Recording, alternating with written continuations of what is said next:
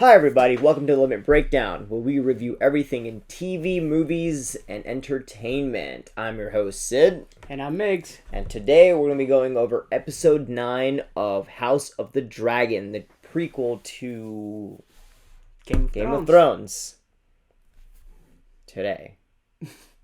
After our intro. After our intro, check us out.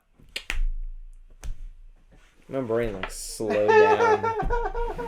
I want to thank all of our supporters, our subscribers, our viewers for all the love and support you guys have given us. And in honor of that, now that we have reached 100 subscribers, our giveaway is finally ready.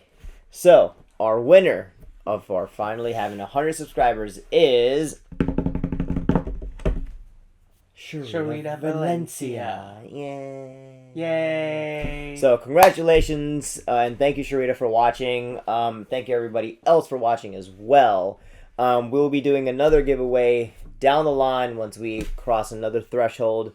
But for now, thank you guys for watching, and stick around. Congratulations!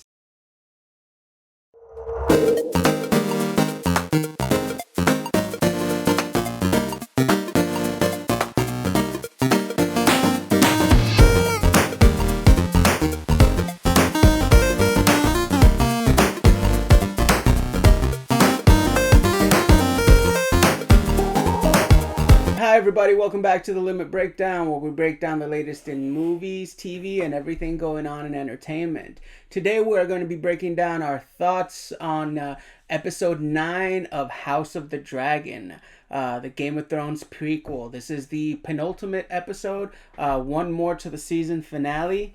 So let's start by recapping the events of the episode, and then we'll go into our thoughts. So coming in, episode 9, Viserys, long live the king is dead. Finally! Oh my god, that man was looking like a skeleton last episode. So he finally succumbed to his illnesses.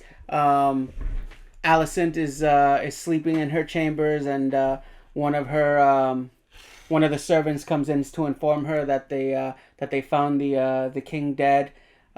She's instructed to tell no one, but of course we see her making her way towards the window to light a couple of candles by the window. The beacons are lit. The beacons are lit. So then it turns into this giant game of what are the Greens gonna do to try to assert things. They meet in the small chamber room, and they assemble what is being called as the Green Council. Mm-hmm. And of course Alicent wants to act all shocked when Daddy Hightower and everybody's like, oh yeah, so now it's time to put the plan into action. And she's like, wait, there was a plan? You guys had a plan and didn't tell me? When do we get ice cream? Right. So everybody's ready to go on plan to usurp the throne, and everybody except for Lord Beesbury, who says, hey, I object to this, and then gets his head smashed in by Crispy Cole. Oh man, that scene was ridiculous. Yeah. They're just like, yeah. So the scene devolves into this whole situation where Otto is basically like, we're gonna make Aegon the king, and we're gonna have to kill Rhaenyra and her entire family. And Alicent again is like, wait, I mean, that's not what we talked about. Like, we're not gonna kill her. Like, we're gonna to kill her. We're gonna take her throne and her birthright and go against her father's wishes. I loved how everybody was kind of like, she's telling everybody, hey, Aegon, or Viserys' dying wish was for Aegon to be on the throne, mm-hmm. and everyone's just looking at her like, sure, yeah, of course, that's what he said. So I thought that was pretty great. There's a meme, the meme of the Indian guy at the football stadium crossing his arms. Look up. Yeah, there's a picture like that with Viserys' face superimposed, where he's looking at it as like Viserys looking at Alicent, knowing damn well she knows that's not what he meant. But so it turns into this whole cat and mouse game where Alicent is trying to find Aegon, Otto's trying to find Aegon. They're trying to get to him first. so they could each influence and put their vision and plan into action. Whole bunch of things. Where's Aegon? Yeah, where's Aegon? Turns out that the White Worm, aka Mysaria, was alerted that Viserys had died. I'm assuming by the candles that were lit by the window. I think that's her sparrows. Yeah, her. So she quickly takes possession of Aegon. Apparently, there was some like child fighting pits thing going on that she was trying to put an end to, and she used Aegon as leverage to put an end to the child fighting pits. And they were mentioned of Aegon's bastard, including them showing a silver-haired child in the fighting pits. So more joys of that. So yeah, everything kind of culminates when they finally set up the coronation for Aegon. Also, in the meantime, Rhaenys is there. They had locked her up in her chambers, wouldn't let her out. Alicent tries to basically convince her to come over to her side. And then she's kind of like, hey, we're going to keep you in here until you make the right choice. And so they're leading everybody to the coronation. One of the Kingsguard members defect and frees Rhaenys. And he's trying to get her out of town. And she's basically like, no, I'm not leaving without my dragon. She's like, hold my beer. The coronation scene was actually pretty cool. I thought that Aegon's outfit looked pretty fun. Yeah, actually. Cool. Like they gave him. He was rocking the original Targaryen crown, Aegon the Conqueror's black crown with rubies on top of it, which looked really cool. And he was hoisting Blackfire, which is the ancestral sword of Aegon. So he was, very much embodying the Conqueror, and he wasn't really sure. He's kind of like, still, my daddy didn't want me to be king. He had 20 years to name me his heir, but he never did it. And then Alicent's like, yeah, but he left you his knife. So then he gets in front of everybody and he raises his sword. And at first everybody's kind of like awkwardly just kind of like standing there. And then it's one of those. It was one of those like slow clapping. It was one of those Jeb Bush situations. I don't know if you remember from 2016. There's this viral video of Jeb Bush where he's standing in front of a crowd and they're all awkwardly silent, and he looks over at the camera and goes, "Please clap." Oh man, the one guy. So people start awkwardly clapping for Aegon, and then the entire arena erupts, and then he raises his sword, and everybody starts cheering, and then Rhaenys erupts through the bottom with her dragon, staring them right in the face. She could have ended the war right then and there. Dracarys the entire Greens, but then she runs off and flies off, assuming to Dragonstone to let Rhaenyra know what's going on. So that's the events of what happened in this episode. Let's go ahead and start with your thoughts. So much to unpack. I didn't realize this. Like I saw it, but I didn't realize it until you just said it. Mm-hmm. Why does Alicent sleep in a different room than Viserys? I mean, that's been established for a while, remember? Yeah, but I'm saying it never clicked in my mind until you verbally just said it. And I'm just like, I understand them having two different chambers. Yeah. But why does she sleep there? Whatever. So I'm not going to go in order because so much happened that I liked. Yeah. I think the funniest thing was Alicent trying to be quiet with the whole death situation. And then as she's walking through the castle, and everyone knows. Yeah. It's one of those, it's the same scenario as Rhaenyra, sorry. Everyone knows her children are bastards. Yeah. But no one wants to say it. Yeah. It's like the same thing, but this time, Alicent is like, no, he's alive, he's good, but they realized it too, because they figure at one point they took all the servants and locked them all up, because they're like, everybody knows, so we're not going to risk anybody. So I thought that was hilarious. The council scene. Mm-hmm. Oh my god. Alicent, again, I want to punch her in the face. that whole council scene, they're like, all right, this was the plan. This is what we're going to do. And she's like, no, don't do it. That's not what's going to happen. Yes, I want Aegon to be king, but don't do the thing. Wink. Mm-hmm. And then, what's the guy that revolted against? He's like, no, that's not right. Lord Beesbury. Yeah. And Crispy Cole, back at it again, is like, boom! How does this guy keep breaking laws and getting promotions? Like, he killed this guy. The Lord Commander of the Kingsguard is like, draws his sword and goes, Sir Criston, take off your cloak. And then, next thing you know, Alicent's like, no, I want Criston Cole to be the Lord Commander. I hate him. Oh, man. So much. He is,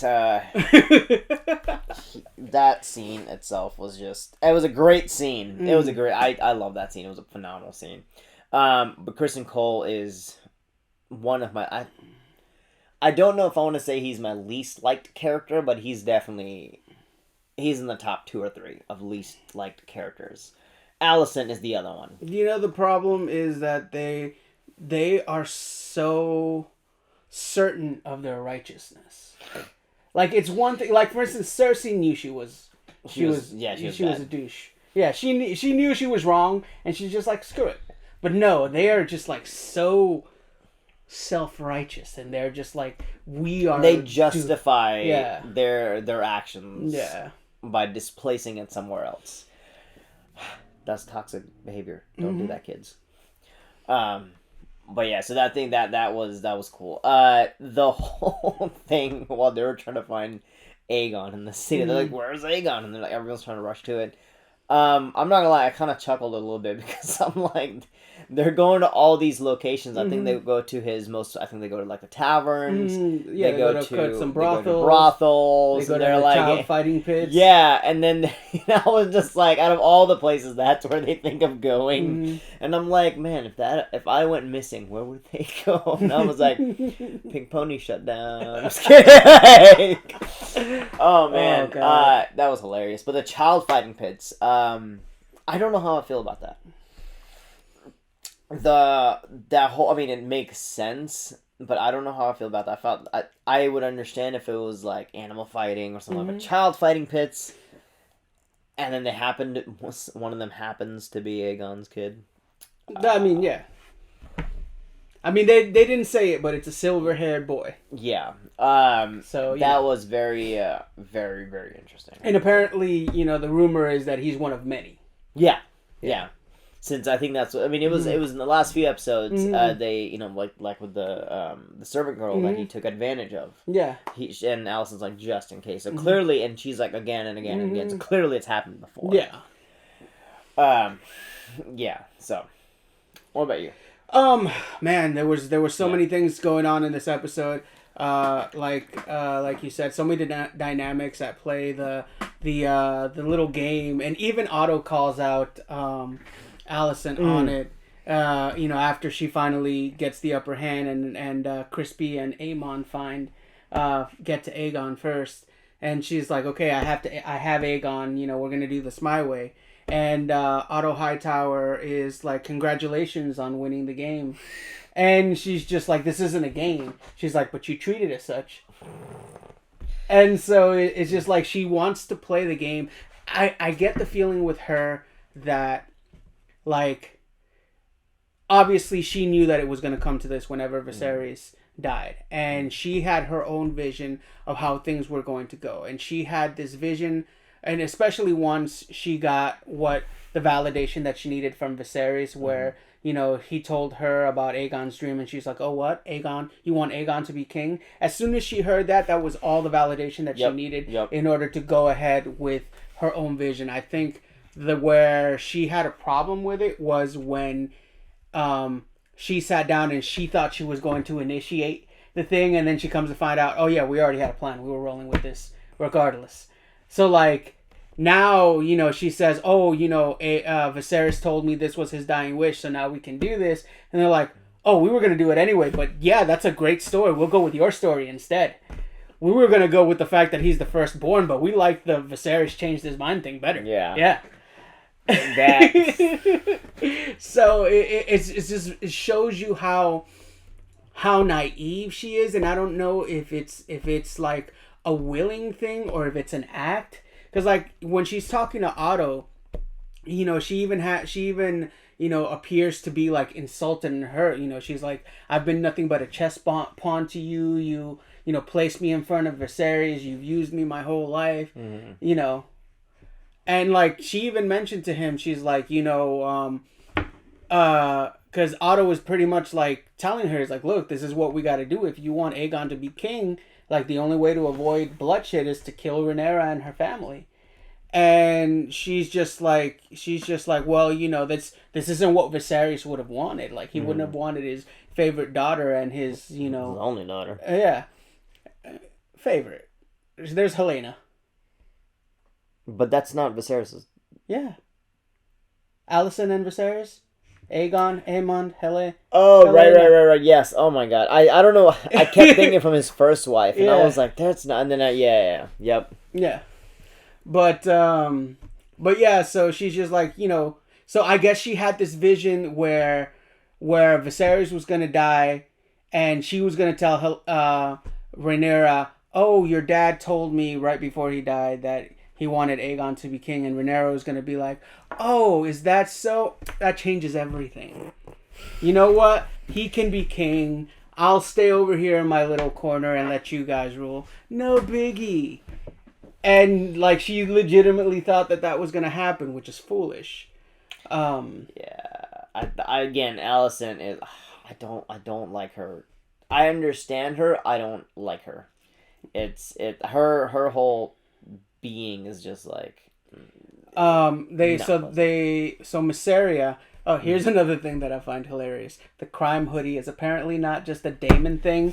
It is a rich Westerosi thing, because Mysaria calls Otto Hightower to come down and meet her so she can negotiate with him as to where to find Aegon. And of course he's wearing his crime hoodie. But nobody told him, hey, if you're gonna wear a crime hoodie, make sure you hide your Hand of the King pin where no one can see it. Or, you know, don't wear it that day. Aemond had his crime hoodie on when they were looking for Aegon, but no one told him, hey, you probably shouldn't wear your eye patch if you want to be disguised. At least Crispy Cole had a hat. Like he didn't wear the crime hoodie. He's like, nah, I'm not a royal. I don't get a crime hoodie, but I'll put on a hat. Let's just put like cloth on his head. Oh man, yeah, that was a very interesting thing. So jumping to the very end, when they're doing the coronation, and so actually, hold on, pause. I knew this, and again, I didn't think about it. I didn't know Helena is married to Aegon. Yes, and they have 2 kids, I believe. Yeah, I didn't know they're married. Yeah. So the comment from the previous episode at the dinner, when she's like, oh well, you know, he doesn't pay attention anyways when you're married. Yeah. It makes way more sense because they're married. Yeah. I did not know that. Okay. Yeah, I didn't know Helena and Aegon are married. Yeah, no. When way back a couple episodes ago during Lela's funeral, when they were younger, Aegon and Aemond were discussing how Aegon and Helena were betrothed to each other, and Aemond, you know, made the comment that.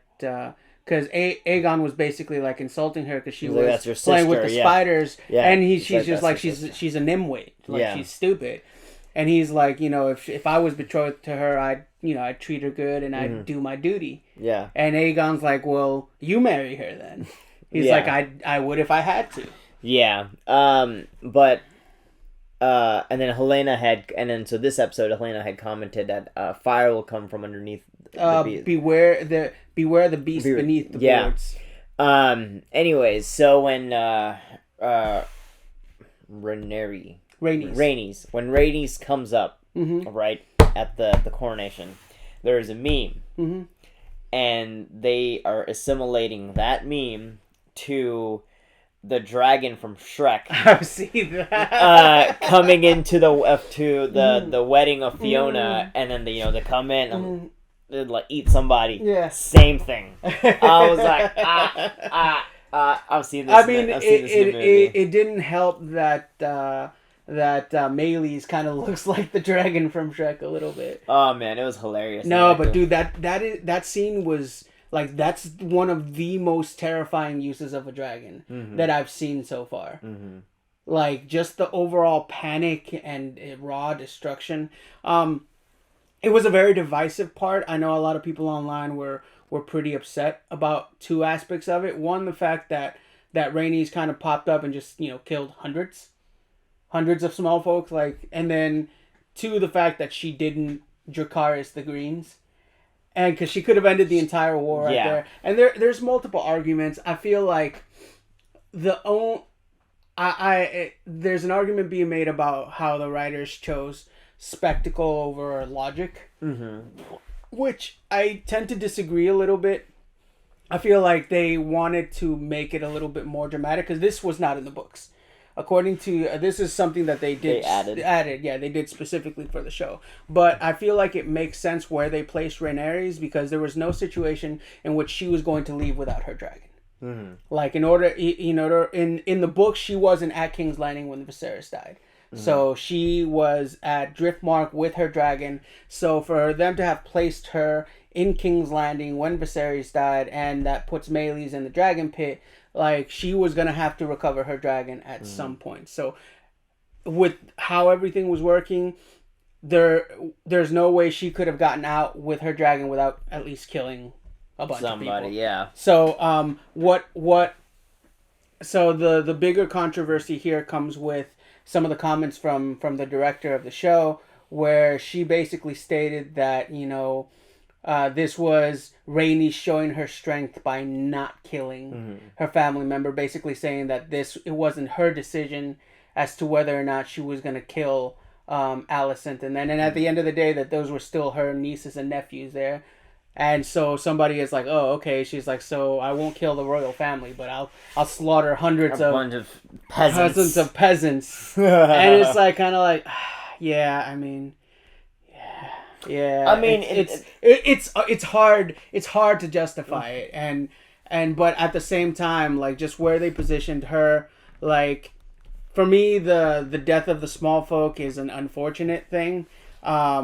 Where in order for her to escape to get to that top part of the dragon pit, that kind of had to happen. Yeah. And whereas where she actually had some agency was whether or not she was gonna fry the high towers. The high towers, which I mean I totally think she should have, but then we wouldn't have a story going forward had she done that. She could have Dracarys like the air. Yeah. And fire above, be like, or like right above their head. Yeah. Oh man. The interesting part that I thought was right before the dragon shows up, Aegon is doing his little victory thing with the sword, right? And he's standing right there, feeling it finally, because at first he was doing the Jon Snow, I don't want it. I don't want it.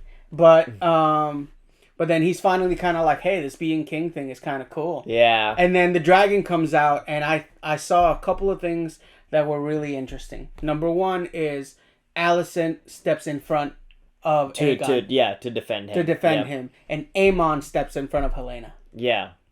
So I thought that was very interesting. Like, in the moment, he's crowned king. Mm-hmm. Like, you would have thought that, like, even if he's scared out of his mind, he would have stood in front of his mother. Mm-hmm. Or he would have, but instead she stands in front of him. Yeah. And then Aemon stands in front of Helaena. Mm-hmm. So I thought those two little details were very, very telling, and also very interesting that Helaena didn't look scared. She knows, man. I love Helaena so far. She's a phenomenal character. She knows what's going on, man. She is the, I guess the Bran. Yeah, Bran.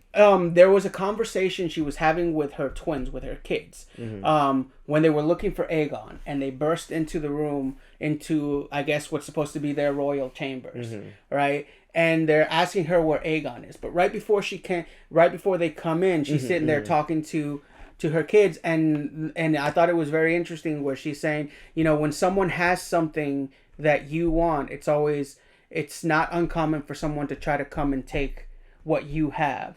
Yeah. And they didn't give more context into what she was telling her kids.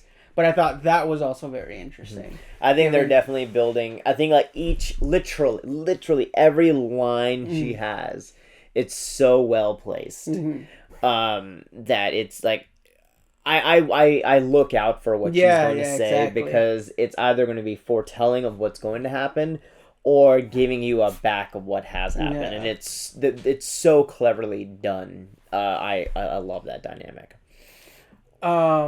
But yeah, there was so much. There was so much. I enjoyed the little bit of a mystery that was played during the Where is Aegon situation. The thing with the Eric and Arik brothers. Oh yeah, the twins. The twins, where they were sent by Otto to go find Aegon, and then Eric is trying to tell Arik, hey, Aegon's a douche. Yeah. Like, we really shouldn't even be doing this. Like, we should probably take him out and not let him ascend the throne. And he's like, bro, like, that's not our call. Like, we were hired to find him. And so then when Mysaria tells them where she stashed him, and then of course,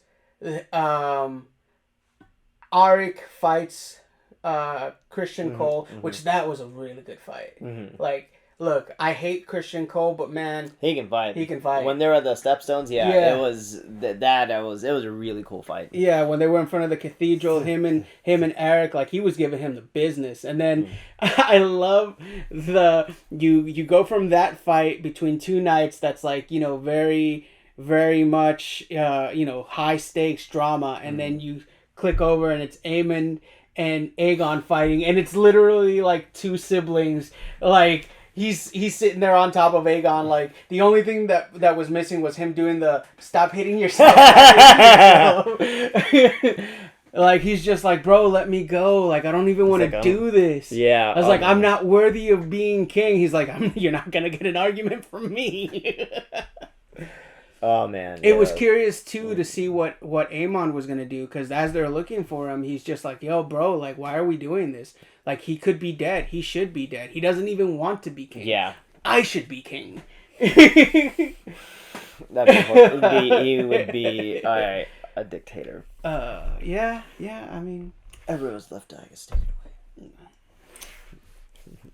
But the way like when he was walking through the city and everything. Oh man. It was pretty interesting though, to see that dynamic though, and whether or not like apparently it's a Targaryen tradition to take your younger siblings to flea bottom at a certain age. Yeah. But no, the situation with Aegon's bastards was kind of all over the place.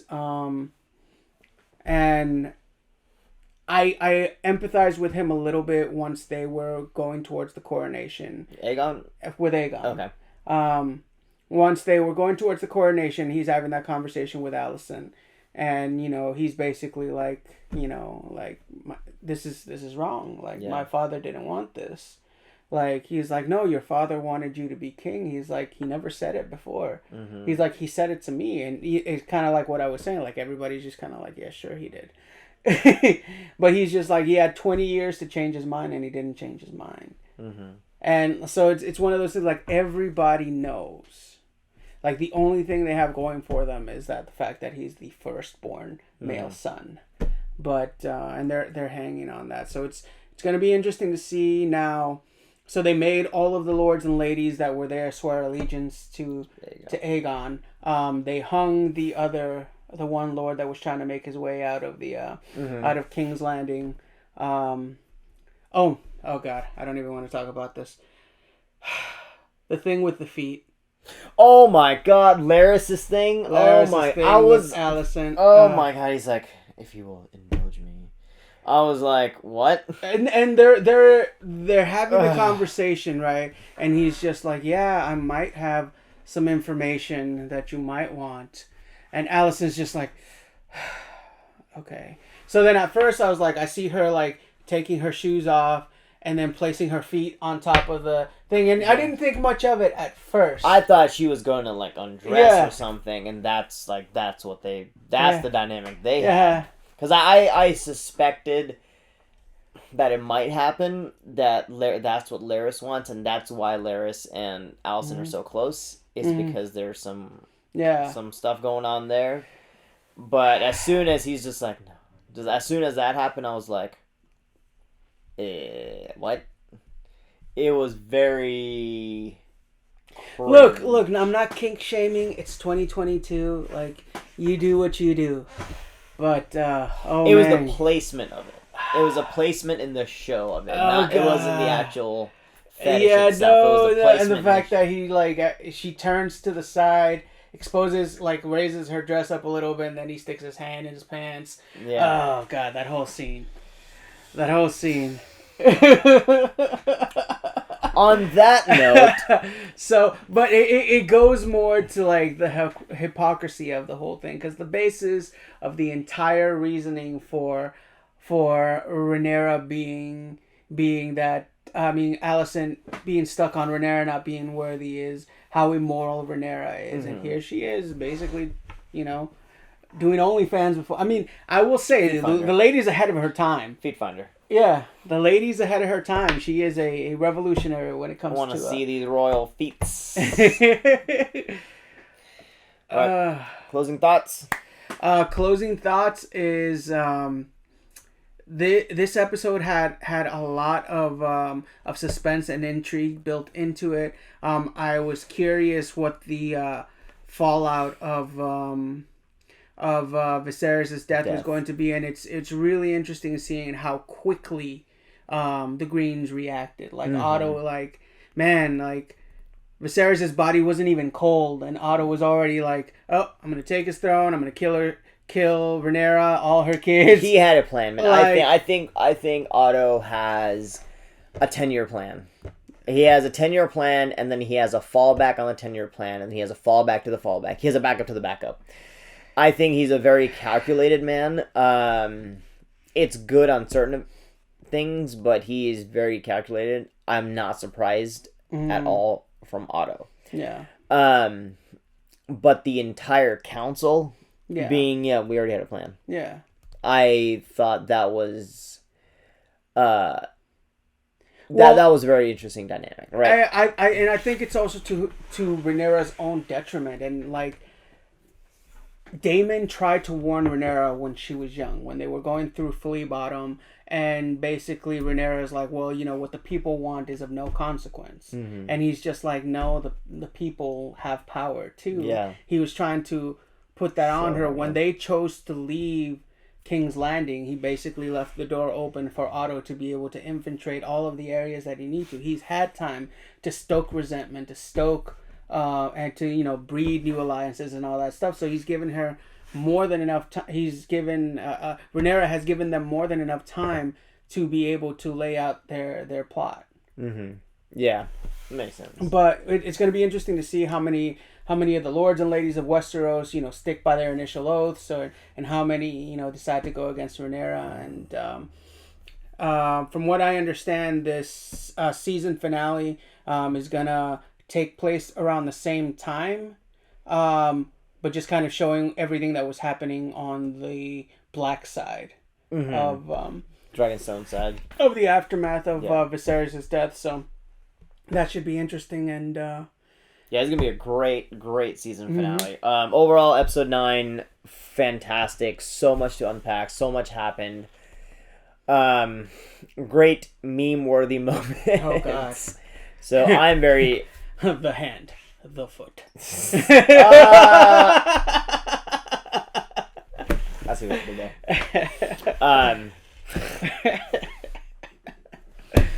Anyways, closing thoughts. I loved it. I can't wait for season finale. Yeah, can't wait for the season finale. Should be this evening. So we'll be back. Of this recording. Yep. We'll be back next week with our review of that. But as always, thank you guys for tuning in. Please hit the like button, comment on the video, subscribe if you haven't done so. You can find us here on YouTube, also on Instagram, TikTok, Apple Podcasts, Spotify, and everywhere else. Check us out, and thanks for watching. See you guys next time.